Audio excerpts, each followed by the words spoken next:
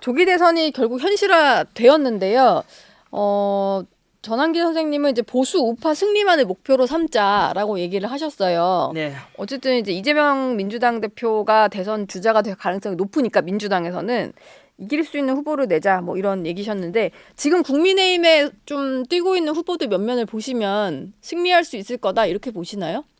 저는 한 5가지 조건을 갖추면 이긴다 생각하거든요. 5가지요. 네. 첫 번째는 2030 세대들의 마음을 얻은 후보가 이길 것이고, 두 번째는 역시 뭐 이렇게 양쪽 진영의 한 33% 중도층을 누가 끌어들이느냐, 예. 거의 승리할 것이. 세 번째는 보수파가 승리하려면 절대로 뭐 이승만 대통령이 했는 말씀이죠. 네. 뭉치면 살고 흩어지면 죽는다. 네.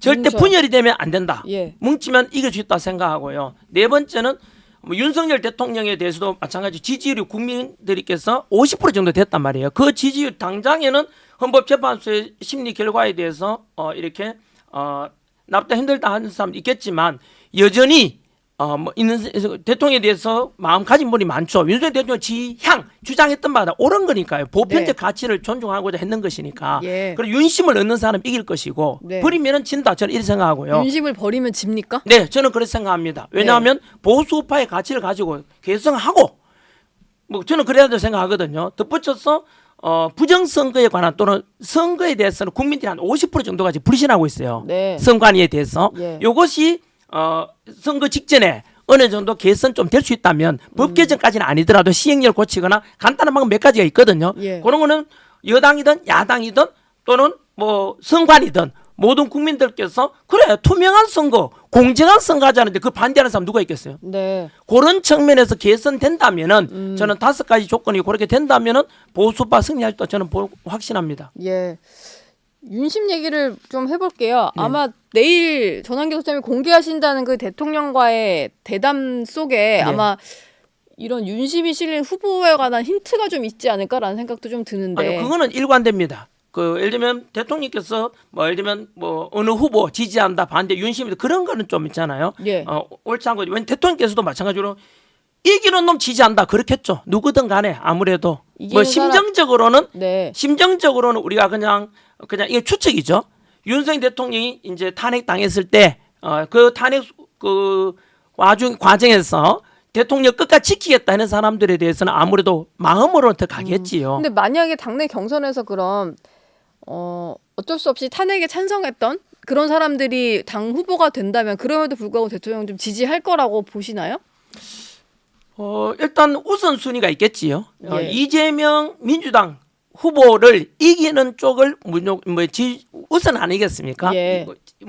그렇죠. 모든 국민들 보수파들도 그렇고 이재명과 민주당을 이기는 후보라면은 네. 결국은 단합해야 된다 이렇게 생각하시겠죠. 어떤 사람이 되더라도 그러면은 이제 대통령 입장에서는 어떤 후보가 됐으면 좋겠다라기보다는 네. 본인이 대통령으로서 좀 하려고 했던 이런 보수의 가치를 좀 이어줄 수 있는 후보가 됐으면 좋겠다. 네, 그건 너무나 당연한 이런 거겠죠. 큰 방향이 네. 좀 있으신가 봐요.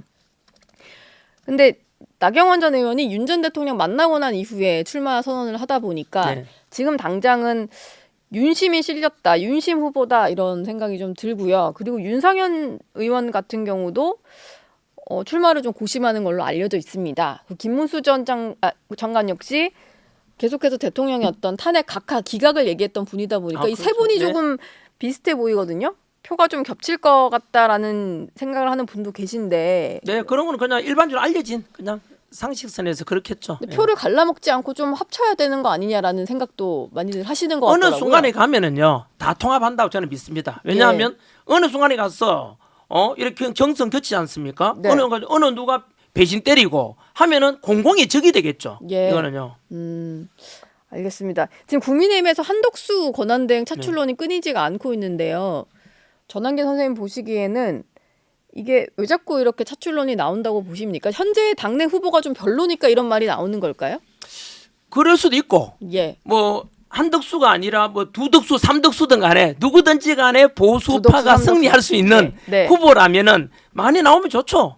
저는 그렇게 생각하거든요. 한덕수 예. 총리 곁에서도 마찬가지로 2번의 총리를 했지 않습니까? 노무현 정부 때 했고 예. 이번 정부에서 총리를 하셨으니까 현재 그러니까 국민들에게는 굉장히 어떤 관료적으로 행정을 안정적으로 운영해 온 것에 대한 어떤 메리트도 있고 네. 또 이번 탄핵 정국 속에서도 안정적으로 국정을 운영해 온 예. 대통령 직무대행을 했지 않습니까? 그런 데도 검증됐다 생각하고 또 뭐 지역으로 따져도 출신 지역이 전주 그죠? 출신이니까 그쪽 지역에도 득표 계산해 보면은 뭐 보수 후보로서 경쟁력이 있다. 충분히 민주당 이길 수 있는 잠재력이 있다. 이래 생각하니까 아마 국민의힘에서도 나와라. 뭐 이렇게 부추기지 않겠나 생각합니다. 예.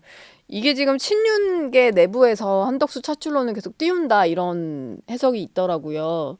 뭐 그런 이유일까요? 그러니까 이게 마치 윤심이 실린 거다. 아 그렇지는 않을 겁니다. 네. 네, 저는 그렇게 생각하지 않고요. 분명히 윤석열 대통령께서는 누구를 지지하는데 이럴 수도 없죠. 당연히 예. 범여권, 범보수 후보 차원에서 이렇게 말씀하시는데 윤석열 대통령의 지금까지 해온 스타일을 볼 때 네. 작은 사람이 아니에요. 마음이 넓고 커요. 그래요? 언제나 국가를 보시고 예. 그래서 특정 후보가 마음 속으로야 우리가 개인적으로 그렇지 않겠습니까? 얘가 됐으면 좋겠다. 얘가 되면 좋겠다. 이렇게 생각하겠지만 절대 그걸 내색하고 그렇지는 않습니다. 왜냐면은 이철우 경북지사를 통해서 알려진 네. 말이 네. 사람을 쓸 때 충성심만 봐라. 뭐 이런 식의 말을 하셨다라고 이제 전해졌잖아요. 근데 아, 그 이후에 그거는요. 해석이 좀 붙다 보니까 아, 그거는 제 생각에 현재 이제 국민의힘이나 범여권 후보 경선 나온 사람들에 대한 것이 아니고 예. 과거에 이제 윤석열 대통령 입장에서는 지금 이번에 예를 들면 헌법재판소에서도 대통령이 임명한 그 재판관까지도 대통령을 인간적으로 배신한 거죠. 예. 이럴 수 있느냐? 네. 국민 50%가 지지하고 있고 대통령을 직무로 복귀를 바라는 이럴 수 있냐? 이런 생각이 들었을 거고 그뿐만 아니라 이번에 비상계엄과 탄핵 정부 속에서 알곡과 가라지가 다 드러났거든요. 그 네. 가라지라는 게 배신자 아닙니까? 예. 저는 그렇게 생각하거든요. 대통령이 얼마나 그 많이 배신당했다고 생각하겠어요? 그러니까 이게 뭐 본인의 어떤 경험에 대해서 얘기를 네, 하시다 그렇죠. 나온 거지 네. 특정 누구를 콕 집어서 맞습니다. 그런 건 아닐 네. 것이다. 그러면 구체적으로 좀 얘기를 해보겠습니다.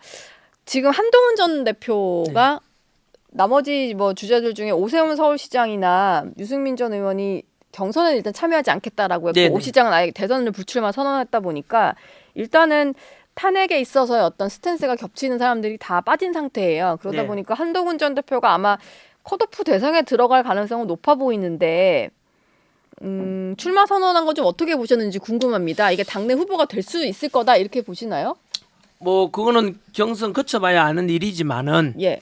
저는 뭐 한동훈 후보가 나온 것에 대해서 좀 뭐랄까 그 첫 번째 한동훈 후보에 대해서는 이제 보수파 이미지는 예. 사실상 윤석열 대통령이 한동훈만 아니었어도 탄핵이 안 됐거든요. 왜냐하면 그 당시에 야당 주도할 때 대통령 탄핵시킬 때 한동훈과 그 친한 파랍니까? 예. 그런 친한 사람들이 게. 이제 탄핵에 찬성함으로 지금 대통령이 탄핵돼 버렸잖아요. 네. 그리고 그게 1차적으로 사실은 예. 지금의 모든 이렇게 국론 분열의 원인 또는 그렇게 해서 하나의 또 이제 보수파를 분열시킨 하나의 그 인물로 되잖아요. 네. 두 번째 만약에 이번에 대선에서 이재명이나 민주당 후보에 지어버린다면은 예. 두 번을 이제 대통령을 배신하는 택이 되거든요. 네. 그래서 저는 지금 그래서 그 한동훈 왜냐하면 또 한동훈 후보가 아마 최종 후보가 된다면은 또 한동훈 후보에 대해서 안티들이 많단 말이에요. 아니 어떻게 대통령 배신한 사람 우리가 지지할 수 있냐? 차라리 선거 안 해버리겠다. 네. 이런 사람도 또 많아요.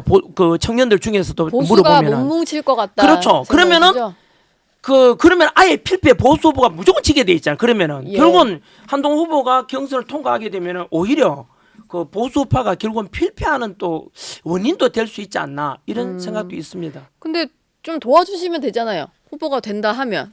그래도 이재명 대표는 이겨야 하니까 좀 뭉칩시다라고. 근데 그럴 할 수도 수도 있잖아요. 있겠지만은 청년들의 마음이 얼마나 움직여질지는 예. 그들의 마음이 아니겠나 싶습니다. 아무리 좀 누군가 나서서 뭉치자 네. 해도 네. 안 뭉칠 수가 있다. 네.